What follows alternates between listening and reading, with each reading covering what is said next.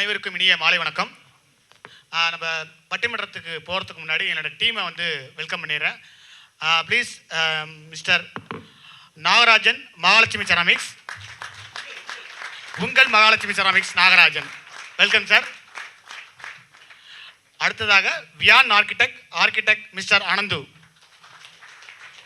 Sir. இந்த கைத்தட்டல்கெல்லாம் பட்டிமன்றம் ஈடுபடாது. நல்லா கை தட்டினீங்கன்னா 20 நிமிஷத்தில் முடிப்போம், இல்லை அப்படின்னா 1 மணி நேரம் நடக்கும், பார்த்துக்குங்க. அடுத்ததாக திரு ஆத்மாதன் ஸ்ரீ கற்பகா மெட்டால்ஸ் உரிமையாளரை அழைக்கிறோம்.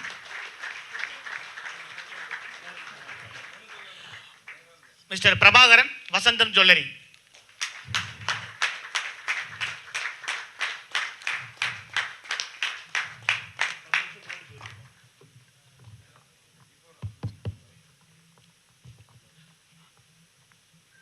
நல்லாரை காண்பதும் நன்றே, நலமிக்க நல்லார் சொல் கேட்பதும் நன்றே, நல்லார் குணங்கள் உரைப்பதும் நன்றே, அவரோடு இணங்கி இருப்பதும் நன்றே. நல்லோர் நிறைந்த அந்த சபையில் அனைவருக்கும் இனிய மாலை வணக்கத்தை தெரிவித்துக் கொள்கிறோம்.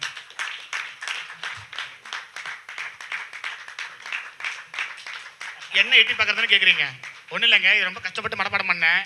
சொல்லி முடித்த உடனேயே கைத்தட்டத்தில் ஒரு 20 பேருக்கு பேமெண்ட்லாம் கூட அனுப்பிச்சு அவங்க ஆளை காணும் யாரையும்.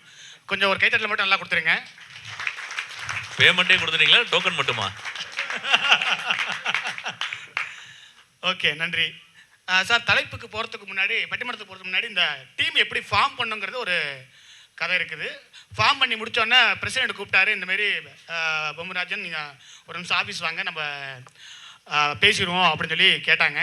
நான் போனேன். அண்ணா சொல்லிட்டு, ஆனால் ஒன்றும் இல்லைண்ணா, இந்தமாரி பட்டிமன்றத்துக்கு கலந்துக்கிறவங்களுக்கு வந்து ஒரு கிஃப்ட் கொடுப்போம்னே, பார்ட்டிசிபெண்ட்டுக்கு ஒரு 2 கிராமில் மோதிரம் கொடுப்போம், பார்ட்டிசிபெண்ட்டுக்கு 2 கிராம் மோதிரம் கொடுப்போம் அப்படின்னு சொல்லி சொன்னார். எனக்கு ஒரு அப்பாசை என்னன்னா, பரவாயில்ல, பார்ட்டிசிபெண்ட்டுக்குன்னே ஒரு 2 கிராம் மோதிரம் கொடுத்தாங்கன்னா கண்டிப்பாக நடுவருக்கு ஒரு 2 பவுன் செயினாக கொடுப்பாங்க அப்படின்னு நினச்சிட்டு நான் வந்து எங்கள் டீம்கிட்ட சொன்னேன். லீடர்ஸ் இந்த மாதிரி வந்து பிரசிடென்ட் வந்து இந்த மாதிரி சொல்லியிருக்கிறாரு, ஒரு பவுன் நடுவர்கிட்ட தான் வாங்கி கொடுப்பாங்க. அல்ல, ஸ்பான்சர் பண்ண விஷ்ணுபிரியா சொல்லி நவீன் அண்ணன் இருக்கார்ல, அதனால் கவலை இல்லை நமக்கு. அதனால் எங்கள் டீம்கிட்ட சொன்ன உடனே எங்கள் டீம் என்ன சொன்னாங்க, இல்லைங்க அதெல்லாம் வேண்டாம், நம்மளுக்கு மோதிரம் எதுவுமே நமக்கு வேண்டாம் அப்படின்னாங்க. ஏன் அப்படி சொல்கிறீங்க அப்படின்னா, இல்லை நமக்கு விலை மதிப்பில்லாத ஒரு பொருள் நமக்கு கிடைக்க போதுங்க அப்படின்னாங்க. என்னங்க விலை மதிப்பில்லாத பொருள் அப்படின்னா, ஆக்சுவலாக ஏர்செல் ஃபவுண்டர் வந்து ஆக்சுவலாக இங்கே வரல, அவர் ஆக்சுவலாக ஒரு கண்டென்ட்டை வச்சுருந்தோம். என்னன்னா, அவருக்கு ஒரு ஹேபிட் இருக்குது சாருக்கு, என்னன்னா எந்த ஈவெண்ட் போனாலும் ஒரு இன்டராக்ஷன் செஷன் வச்சு ஆன் ஸ்பாட்டில் கேஷ் கொடுக்கறது நம்ம ஏர்செல் ஃபவுண்டரோட ஹேபிட்டு. ஸோ அந்தமாரி ஏதாவது நமக்கு ப்ரைஸ் கிடைக்க போதா அப்படின்னு நாங்கள் பிளான் பண்ணோம். அன்ஃபார்ச்சுனேட்லி இப்போ அவர் இல்லை, இந்த வாய்ப்பை மிஸ் பண்ணிட்டார் அவர். இப்போ என்னன்னா, எங்கள் டீம் என்ன சொல்ல, விலை மதிப்பில்லாத உங்களுக்கு ஒரு பொருள் நமக்கு கிடைக்க போதுனே அப்படின்னாரு. என்னங்க அப்படின்னு கேட்டேன் எங்கள் டீம்கிட்ட. இந்த சாப்டர் டேல பட்டிமன்றத்தில் பேச வாய்ப்பு கிடைச்சது ஒரு பெரும் பாக்கியம். அதை விட பெரும்பாக்கியம், நமக்காக எஸ் மெம்பர் கைத்தட்டுவாங்க பார்த்தீங்களா, அந்த கைத்தட்டல் நமக்கு போதுங்க, அந்த விலை மதிப்பில்லாத கைத்தட்டல் நமக்கு இருந்தால் போதும் அப்படின்னாங்க. உங்கள் மேலே நம்பிக்கை வச்சு அவங்க சொல்லிட்டாங்க. அந்த நம்பிக்கையை காப்பாற்ற வேண்டிய பொறுப்பு உங்களுக்கு தான் இருக்குது. நம்பிக்கை காப்பாற்றுவீங்களா? ஒரு முறையை நம்பிக்கை காப்பாற்றுங்க பார்ப்போம். அந்த கடைசி வேலை மட்டும் கொஞ்சம் நம்பிக்கை கம்மியாக இருக்குது. நன்றி.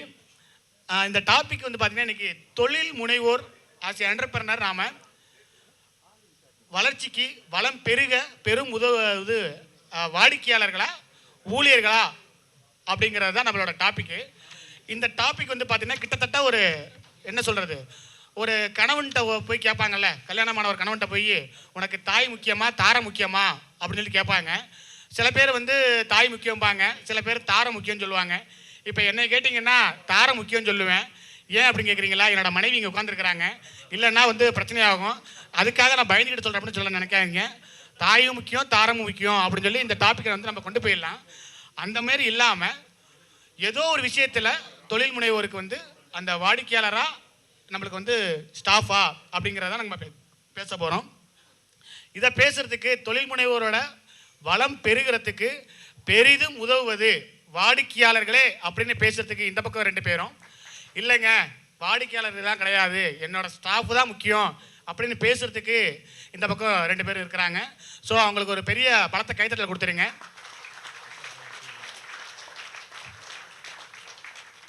இப்போ ஒருத்தரை பேசுறது கூப்பிட போகிறேன். அவர் யாருன்னு ஒரு இன்ட்ரோ பண்ணிட்டு உங்களை கூப்பிட்டா கொஞ்சம் சரியாக இருக்கும்னு நினைக்கிறேன். போன மாதம் ஒரு மீட்டிங் நடந்ததுங்க. ஒரு புது மெம்பர் உள்ளே வராரு. வரும்போதே கொஞ்சம் டல்லாக வந்தார். கை கால்லாம் வலி சார், கொஞ்சம் பெயினாக இருந்தது, கொஞ்சம் உடம்பு முடியலை சார் அப்படின்னு சொல்லிட்டு வந்தார். நான் என்ன சொன்னேன், உள்ளார கூப்பிட்டு வந்து முன்னாடி உட்கார வச்சு மீட்டிங் அட்டன் பண்ணுங்க சார், சரியாக போய்டும் உங்களுக்கு அப்படின்னேன். சரி, மீட்டிங்லாம் முடிஞ்சதுக்கப்புறம் சாப்பிட்ற இடத்துல பார்த்தா பயங்கர பிஸ்க் ஆகிட்டார். என்னடா பயங்கர பிஸ்க் ஆகிட்டார், மீட்டிங் அவ்வளோ சூப்பராக இருந்துச்சா சார் அப்படின்னேன்.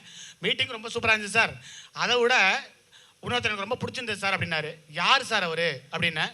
இல்லை சார், அவராக வந்தார் சார். பிரதர் நீங்கள் எங்கேருந்து வரீங்க அப்படின்னு கேட்டார். நான் இந்தமாதிரி அன்சோ அந்த இடத்துல நான் வரேன் அப்படின்னா, முடிச்ச உடனே என்ன பண்ணார், தோள்பட்டில் ஒரு பிடிச்சாரு பாருங்க. பிடிச்சிட்டு ஒரு ஹக் பண்ணார். ஒரு ஹக் பண்ணிவிட்டு சூப்பர் பிரதர் அப்படின்னு சொல்லிட்டு போனார். அவர் யார் சார், ஃபிசியோதெரபிஸ்டா அப்படின்னு நான் கேட்டேன். அவரும் எனக்கு ஃபிசியோதெரபிஸ்ட் மாதிரி தான் இருந்ததுங்க. ஆளை காட்டுங்க அப்படின்னேன். ஆளை காட்டினா யார் இருந்தார்னா, நம்மளோட ஹக் ஸ்பெஷலிஸ்ட்டு, கமலஹாசனுக்கே கட்டுப்பிடி வித்தியத்தை கற்றுக் கொடுத்த நம்ம உங்கள் மகாலட்சுமி செராமிக்ஸ் நாகராஜன் சார் தான். அவர் தான் இப்போ பேசுறதுக்கு வராரு. உங்கள் பலத்த கைத்தட்டலோட வெல்கம் நாகராஜன் சார், பேசுங்க. அதில் கடைசியாக ஒன்று சொன்னாருங்க, எனக்கு கல்யாணம் ஆகி 8 வருஷம் ஆச்சுங்க, என் மனைவி கூட இப்படி கட்டி பிடிச்சது இல்லைங்க அப்படின்னாரு. நாகராஜரோட மனைவி வந்து ரொம்ப கொடுத்து வச்சவங்க. இந்த நேரத்தில் அவங்களுக்கு வாழ்த்துக்கள் தெரிவிச்சுக்கிறோம். Thank you sir. அரங்கத்தில் உள்ள அனைவருக்கும் உங்கள் மகாலட்சுமி செராமிக்ஸ் நாகராஜனின் இனிய மாலை வணக்கம். கேக்குதா சார்? அனைவருக்கும் மாலை வணக்கம். அரங்கத்தில் உள்ள எல்லாருமே உற்சாகமா இருக்கணும். என்ன செய்யணும் நண்பர்களே, கைத்தட்டை கொடுங்க. அப்பதான் கொஞ்சம் பேச முடியும். எனக்கே அரைகுறையா தான் பேச முடியும். நீ கைத்தட்டை குடிச்சா கொஞ்சம் எனர்ஜியா பேசலாம்னு நினைக்கிறேன். தொழில் முனைவோரின் வளம் பெருகுவதற்கு பெரிதும் உதவுவது வாடிக்கையாளரா அல்லது ஊழியர்களா என்பத தலைப்பிற்கு மாற்று கருத்து கிடையாது நண்பர்களே. ஆணித்தரமாக அடித்து கூறுகிறேன், வாடிக்கையாளரே. அழுத்தமாக கூறுகிறேன், வாடிக்கையாளர் இல்லையேல் நாம் இல்லை நண்பர்களே. உதாரணமாக, ஆளில்லாத டீ கடையில் டீ ஆற்றுவது போல் வாடிக்கையாளர் இருந்தால் தானே நண்பர்களே ஊழியர்கள் வந்து டீ ஆற்ற முடியும், வாடிக்கையாளர் வந்து டீ குடிக்க முடியும். இதிலே நீங்க உருவீங்கள் மிக முக்கியமானவர்கள் வாடிக்கையாளர் என்பதை ஆணித்தரமாக இது கூற முடியும் நண்பர்களே. ஒரு வாடிக்கையாளரை நீங்கள் கொடுக்கும் Google reviews, feedback and testimonial, social media தான் ஒரு வணிக நிறுவனத்தை வேற லெவலுக்கு கொண்டு போகுது நண்பர்களே. அதனால வணிகத்தோட தொழில் வளம் பெறுகிறது, வாடிக்கையாளர் எண்ணிக்கை அதிகரிக்கிறது. இன்று ஒரு சிறிய நிறுவனம் அல்லது பெரிய நிறுவனம், கார்ப்பரேட் கம்பெனியாக இருந்தாலும், உதாரணமாக அமேசான், பிளிப்கார்ட்ஸ், ரிலையன்ஸ் போன்ற நிறுவனங்கள் விற்பனையை ஆன்லைன் மூலம் விற்பனை செய்து தங்களுடைய வாடிக்கையாளரை அதிகரித்து ஊழியர்களை குறைத்து தொழிலை வேற அளவுக்கு கொண்டு போறாங்க. இதுல பாத்தீங்கன்னா வாடிக்கையாளர் தான் அங்கேயே நிக்கிறாங்க. உதாரணமாக நீங்க வந்து ஃபேக்டரி எல்லாருமே போயிருப்பீங்க. எங்க போனீங்கன்னா திண்டுக்கலுக்கு பக்கத்துல நாகா ஃபேக்டரிக்கு போயிருப்பீங்க. அங்கே பார்த்தீங்கன்னா 7 ஃப்ளோர். அதில் பார்த்தீங்கன்னா 7 ஃப்ளோர்லையும் 10லேருந்து 15 ஊழியர்கள் தான் நண்பர்களே. மீதியெல்லாம் ஆட்டோமேஷன். உற்பத்தி திறனை அதிகரித்து வாடிக்கையாளரை இன்க்ரீஸ் பண்றதுக்கு மிகவும் முக்கியமானவர் வாடிக்கையாளர் நண்பர்களே. இன்றையுள்ள ஏஐ டெக்னாலஜியில் ரோபோட் நடமாட போகிறது நண்பர்களே. அதன் மூலம்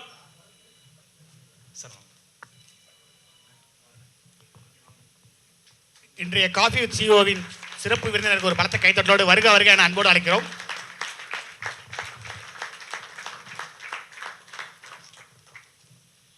சார் ஒரு 1/2 மணி நேரம் லேட்டாக வரதா தான் இருந்தது. எங்கள் பட்டிமன்றம் நடக்குன்னு தெரிஞ்சோன்னா கொஞ்சம் முன்னாடியே வந்துட்டாங்க சார். நன்றி சார். இன்னைக்கு கூட ஏஐ டெக்னாலஜியில் பார்த்தீங்கன்னா ரோபோட்லாம் நடமாட போகுது நண்பர்களே. இன்னும் ஒரு வருஷம் 2 வருஷத்தில் பார்த்தீங்கன்னா தெருவா ரோபோட்டு, ஒவ்வொரு வணிகத்திலும் ரோபோட் இருக்க போகுது நண்பர்களே.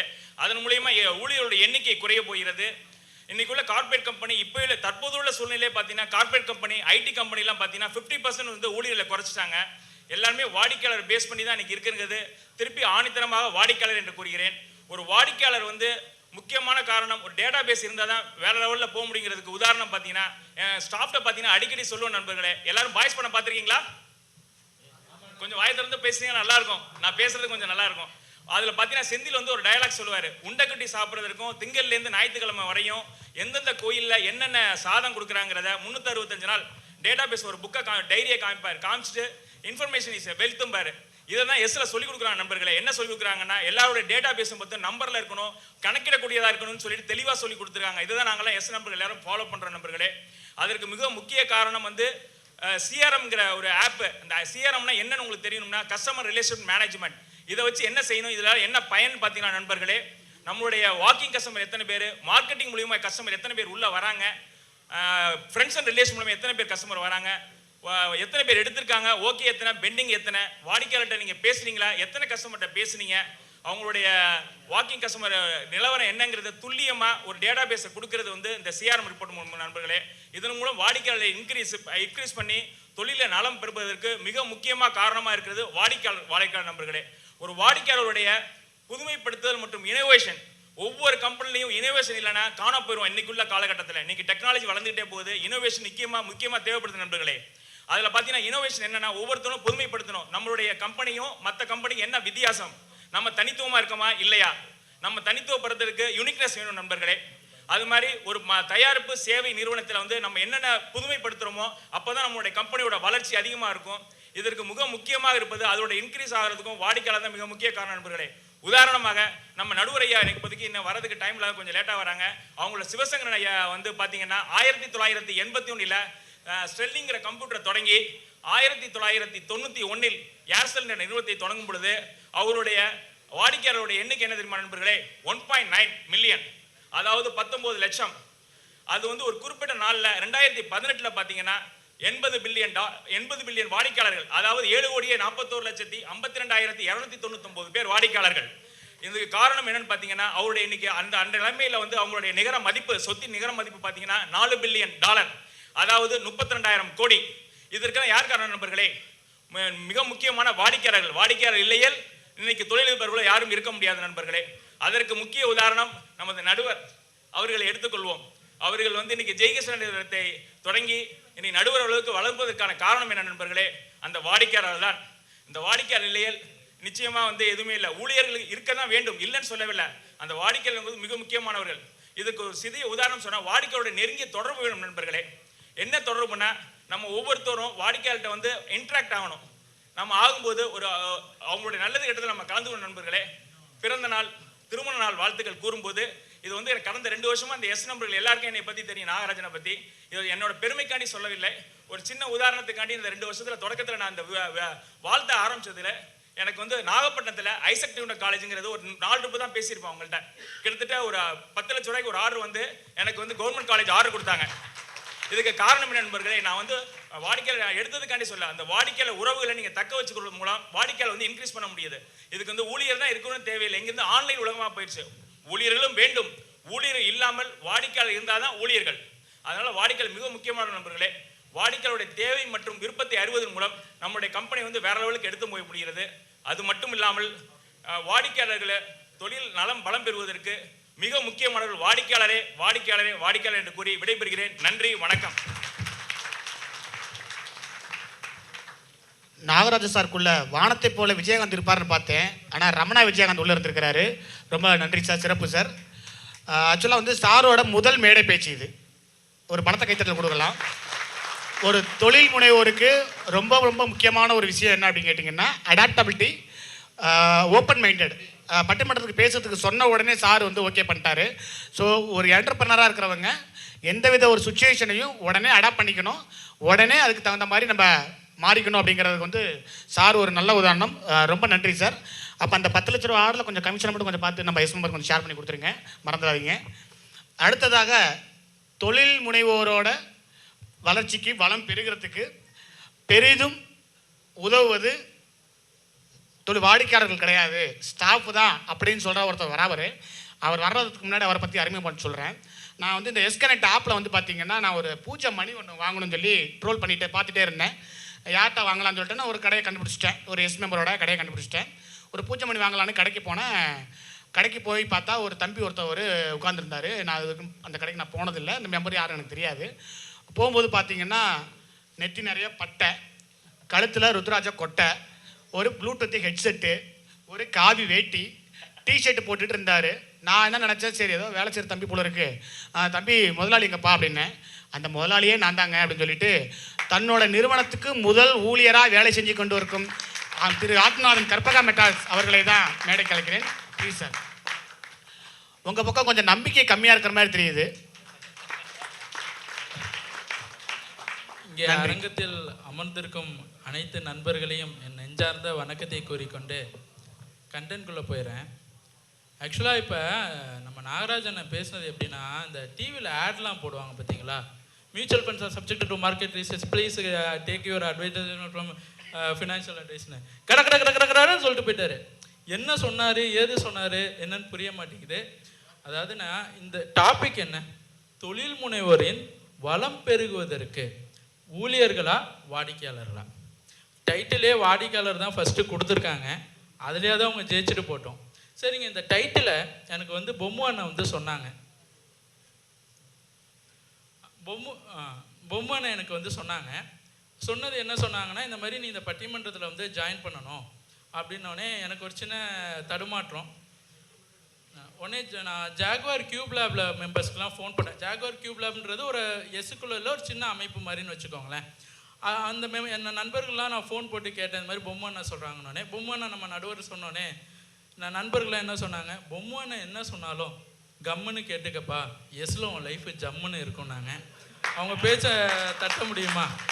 அதனால் கேட்டுக்கிட்டு நம்மளும் களத்தில் இறங்கிட்டோம். அதாவது நாகராஜன் என்ன சொன்னார், வளர்ச்சிக்கு காரணம், வளம் பெறுறதுக்கு காரணம் வந்து வாடிக்கையாளர் தான் ஆணி அடித்தா மாதிரி சொல்கிறாராம். அண்ணன் இதில் தேவை உள்ள அணி தேவையில்லாத அணி நம்ம எடுக்கணும்னாலே நமக்கு வந்து நல்ல வாடிக்கையாளர் வேணுங்க, நல்ல ஊழியர்கள் வேணுங்க. இல்லை கை தட்டிக்கோங்க.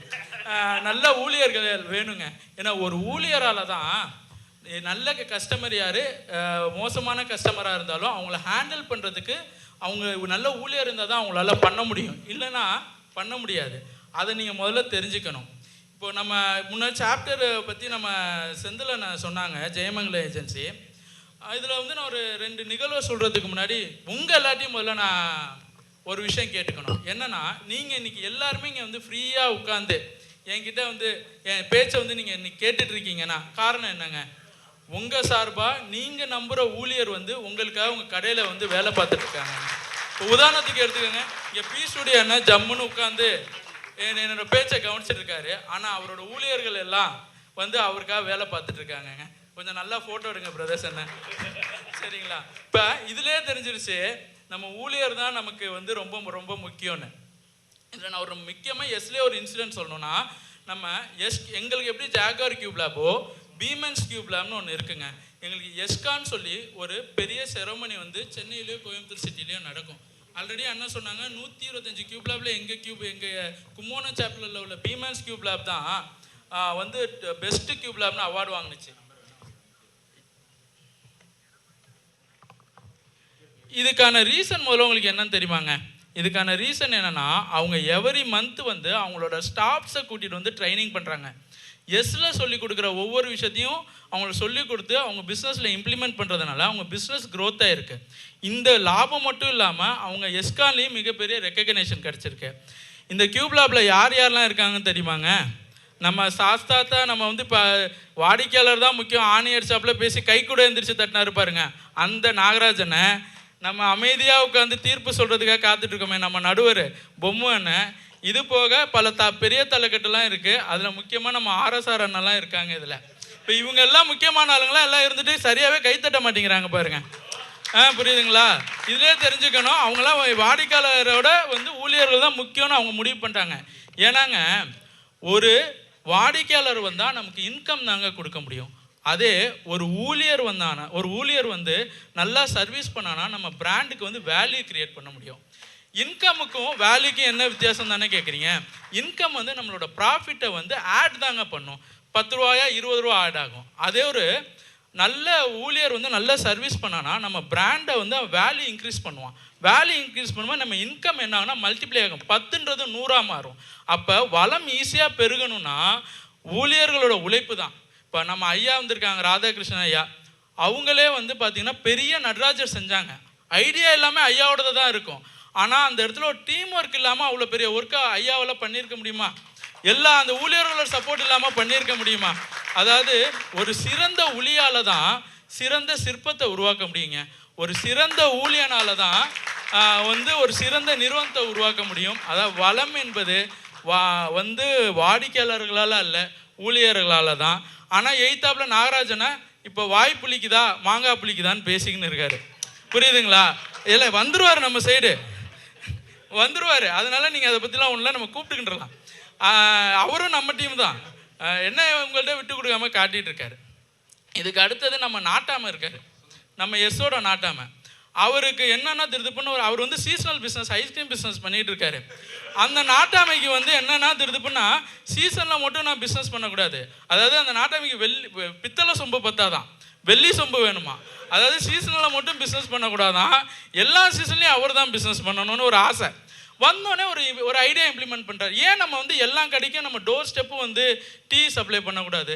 இன்றைக்கி வந்து அந்த டீ சப்ளை பண்ணி கலர் கலராக கஸ்டமரை வச்சு ரீல்ஸ் போட்டுட்ருக்காரு. இதுக்கு காரணம் யாருங்க? பின்னாடி இருக்க எங்களை மாதிரி எம்ப்ளாயிஸ் தாங்க. எங்களை விட்டுட்டு எப்படிங்க நீங்கள் பேசுகிறீங்க?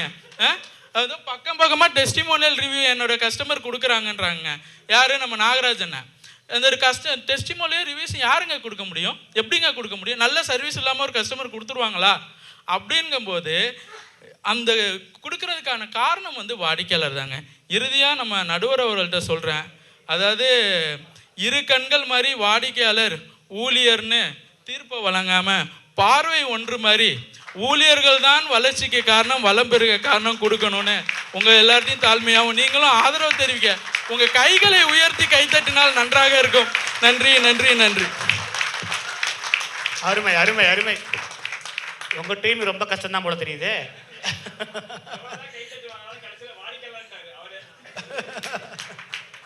நன்றி நன்றி திரு ஆத்மநாதன் அவர்களே. கொஞ்சம் டஃப்பான சுச்சுவேஷன் தான் போயிட்டு இருக்குது. ரெண்டு பக்கமும் பேலன்ஸ் ஆகும்னு பார்த்தா கப்பல் ஒரு பக்கமாக கொடை சாஞ்சி கிடக்குது. இதை நிமித்துறதுக்கு ஒருத்தர் வராரு, அவரை பற்றி சொல்கிறேன். நான் ஆக்சுவலாக இன்ஜினியர்ஸ் எல்லாம் பேசும்போது கேட்பேன், எப்படி சார் பேமெண்ட்லாம் எப்படி வசூல் பண்ணுறீங்க அப்படின்னு. எங்கே சார் ப்ராஜெக்ட் முடித்த உடனே பேமெண்ட்லாம் எங்கே சார் தராங்க அப்படின்னு கேட்டு ரொம்ப புலம்புவாங்க. இதே இன்னொரு ஒரு இன்ஜினியர் இருக்கிறார், அவர் ஒரு ஆர்கிடெக்ட்னு வச்சிங்களேன், அவருக்கு மட்டும் அட்வான்ஸ் பேமெண்ட் கொடுத்துட்ருக்குறாங்களாம். ஏன்டா அப்படின்னு கேட்டால் அவரோட உருவம் அமைப்பு அப்படி. அவர் அடியாளா ஆர்கிடெக்ட்னாலே யாருக்கும் தெரிய மாட்டேங்குது. அவர் வந்து நின்னாலே ப்ராஜெக்ட் பண்ணுற அந்த கஸ்டமர் என்ன பண்ணிடுறாங்க, பணத்தை கொடுத்துட்டு இன்னும் எவ்வளோ வேணும்னு கேட்குறாங்களாமா. இது அடியாளா இல்லை ஏதாவது செலிபிரிட்டிக்கு பவுன்சராக இருக்காரான்னு தெரியல. ஆனால் பார்த்தீங்கன்னா ஒரு பெரிய ஆர்கிடெக்டராக இருக்கிறாரு. வெல்கம் மிஸ்டர் வியான் ஆர்கிடெக்ட் திரு அனந்த் சார் அவர்களை உங்கள் பலத்த கரவலோடு அழைக்கிறேன்.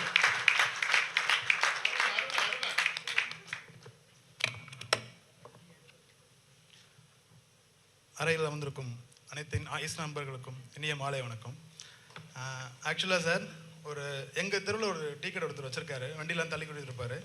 அவரும் போய் எல்லா கடையிலையும் சார் நான் உங்களுக்கு வந்து டீ கொடுக்குறேன்னு சொல்லி எல்லாத்தையுமே கேட்டுட்ருக்காங்க. பட் ஆனால் பார்த்தீங்கன்னா ஒன்றும் பெரிய பிஸ்னஸ் ஒன்றும் டெவலப் ஆன மாதிரி தெரியல. ஆக்சுவலாக நம்ம எதிர்க்கட்சி தம்பி பேசும்போது பார்த்தீங்கன்னா அவரை அறியாமலேயே பார்த்தீங்கன்னா எல்லாத்துக்கும் வாடிக்கையாளர் தான் முக்கியம்னு சொல்லிட்டு எங்கள் டீம் சார்பாக தான் அவர் பேசிட்டு போயிருக்காருன்னு வச்சுக்கோங்களேன்.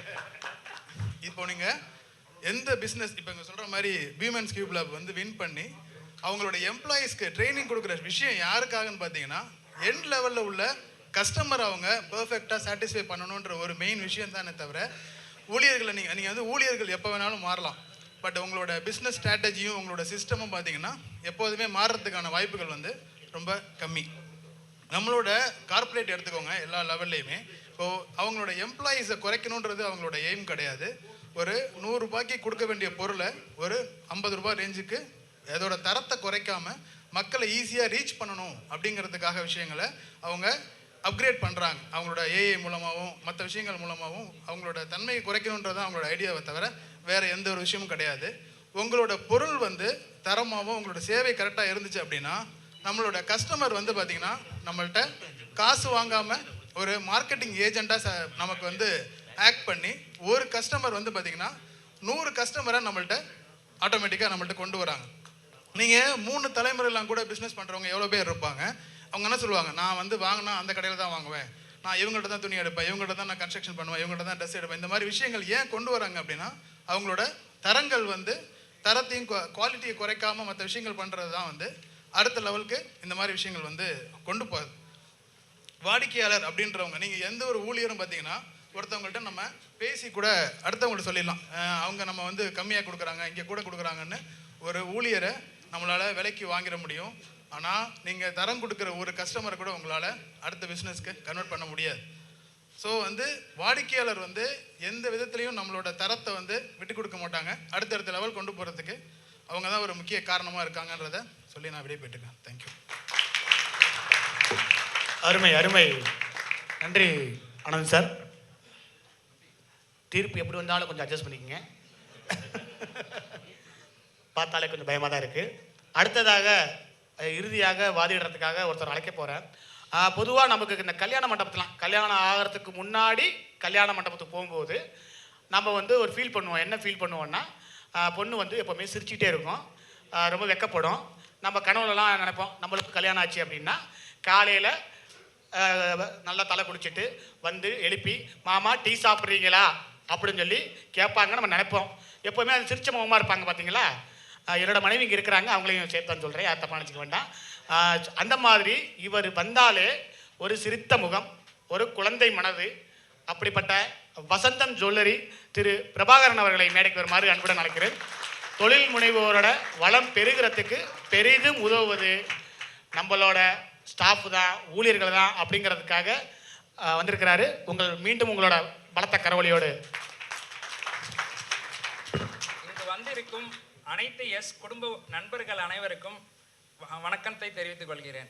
இன்னைக்கு தலைப்பு என்னன்னா, தொழில் முனைவோரின் மிகவும் வளர்ச்சிக்கு முக்கியம் வந்து ஊழியர்களா வாடிக்கையாளர்களாங்கிறது தான். வாடிக்கையாளர்னு சொல்லி நாகராஜனனும் ஆனந்தனனும் பேசிட்டாங்க. இப்போது நான் வந்து ஊழியர் சைடு தான் பேச போகிறேன். ஏன்னா இதுக்கு ஒரு இன்சிடெண்ட்டாகவே நான் சொல்லிடுறேன். என்னென்னா, இப்போது நம்ம அமைப்பில் போன மாதம் நம்ம ஃப்ரெண்டு ஒருத்தவங்க ஒரு ஓப்பனிங் செரமனி நடத்தினாங்க. எல்லா வேலையும் முடிஞ்சிருச்சு.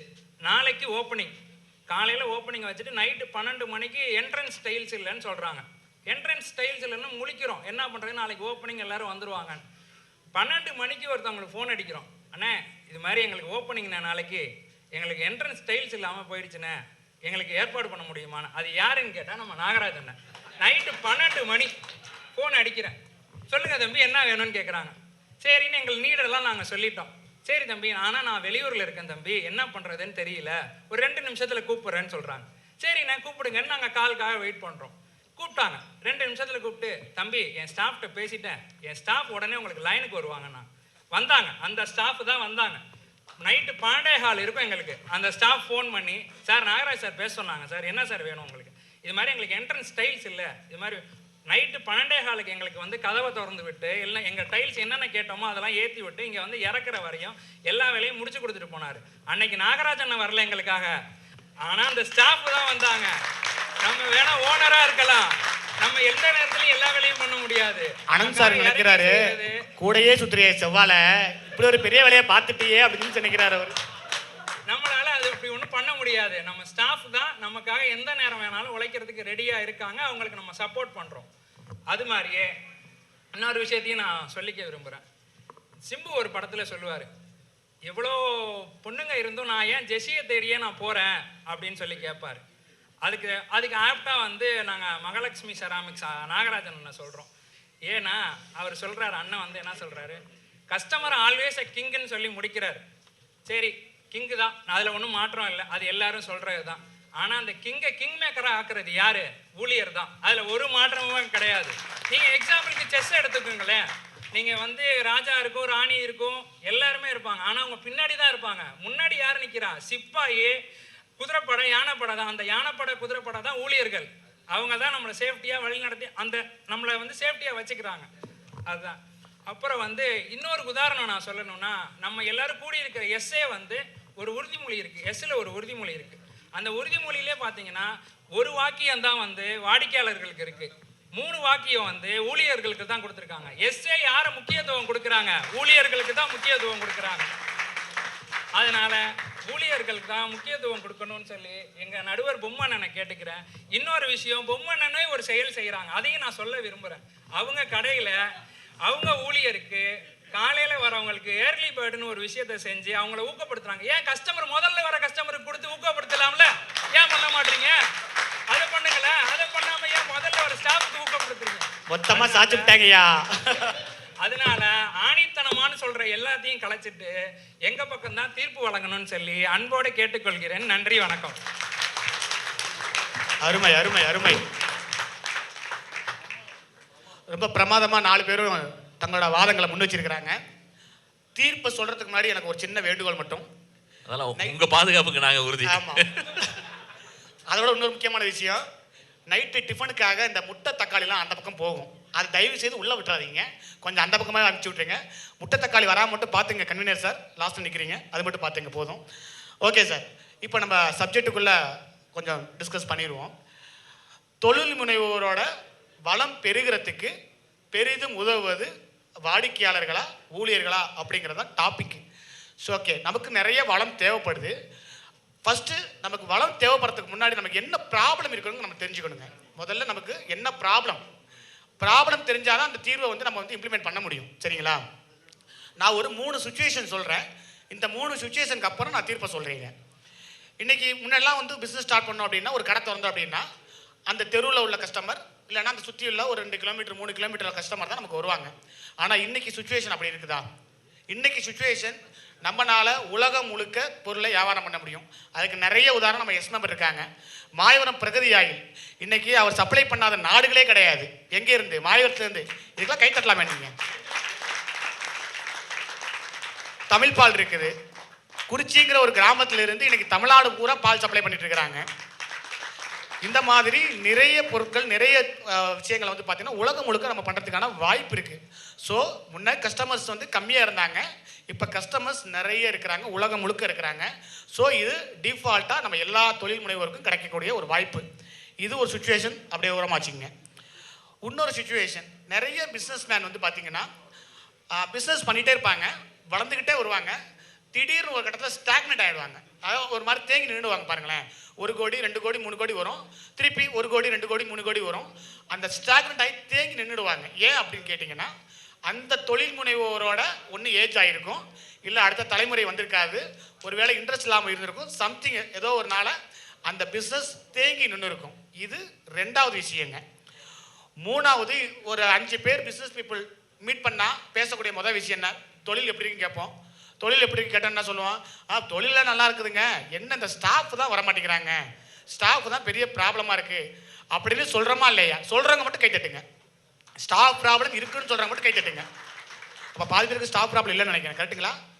கிட்டத்தட்ட எல்லாருக்குமே ஸ்டாஃப் ப்ராப்ளம் அப்படிங்கிறத சொல்கிறோம். ஸோ இந்த 3 விஷயத்தை நீங்கள் வந்து பார்த்துங்க. உலகம் முழுக்க கஸ்டமர் இருக்கிறாங்க, ஒரு பக்கம் நம்மளோட பிஸ்னஸ் சில தொழில் முனைவோருக்கு தேங்கி நிற்கிது, இன்னொரு பக்கம் ஸ்டாஃப் ப்ராப்ளம் இருக்குது. இந்த 3த்துக்கும் ஒரு ரிலேட்டடான ஒரு விஷயம் இருக்குது. இம்மிடியேட்டாக ஒரு எம்எஸ்எம்இயாக நாம் வந்து என்ன பண்ணணும்? ஒரு கார்பரேட்டாக மாறணும், இல்லை தொழில் அடுத்த கட்டத்துக்கு போகணும் அப்படின்னா கஸ்டமர் இஸ் கிங் அப்படிங்கிறது உண்மைதான். ஆனால் customer is king but staff is the kingdom. தொழில் முனைவோரோட வளம் பெருகிறதுக்கும் பெரிதும் உதவ போகிறது ஸ்டாஃப் தாங்க. ஸ்டாஃப் தான் அப்படிங்கிற இந்த தீர்ப்பை நான் கொடுக்குறதுல நிறைய விஷயங்கள் இருக்குது. ஸோ தொழில் முனைவோரோட வளம் பெரிதும் உதவ போவது வந்து பார்த்திங்கன்னா ஸ்டாஃப் தான். ஏன்னா நமக்கு ரெப்ளிகபிள் வேணும். நம்ம வந்து ஒரு கஸ்டமர் நம்ம அட்டன் பண்ண முடியாது. நாம் வந்து ஒரு ரெப்ளிகபிளாக மாறணும். ஒரு ஃப்ரான்ச்சைசி போடுறோம், வெளியூருக்கு கொண்டு போகிறோம் அப்படின்னா நம்ம பிராண்டையும் நம்ம ஸ்டாஃபையும் தான் கொண்டு போகிறோம். நமக்கு பதிலாக நம்ம ஸ்டாஃப் தான் இங்கே பேச போகிறாங்க, நமக்கு பதிலாக அந்த நம்ம ஸ்டாஃப் தான் இங்கே வந்து எடுத்துக்காட்ட போகிறாங்க. எல்லா கஸ்டமர்ட்டும் நம்ம போக முடியாது. எனவே இன்னையிலேருந்து நம்ம நிறுவனத்தில் எழுதி வச்சுங்க, எல்லாருமே எழுதியிருப்போம், கஸ்டமர் இஸ் கிங் அப்படிங்கிறது எல்லா நிறுவனத்திலும் எழுதியிருப்போம். But staff is the kingdom அப்படிங்கிற எழுதிக்கிங்க. இறுதியாக தீர்ப்பையும் சொல்லிடுற மறுபடியும் ஒரு தடவை, தொழில் முனைவோரோட வளம் பெருகிறதுக்கு பெரிதும் உதவ போவது ஊழியர்களே என்று கூறி தந்த வாய்ப்புக்கு நன்றி கூறி விடைபெறுகிறோம். நன்றி, வணக்கம்.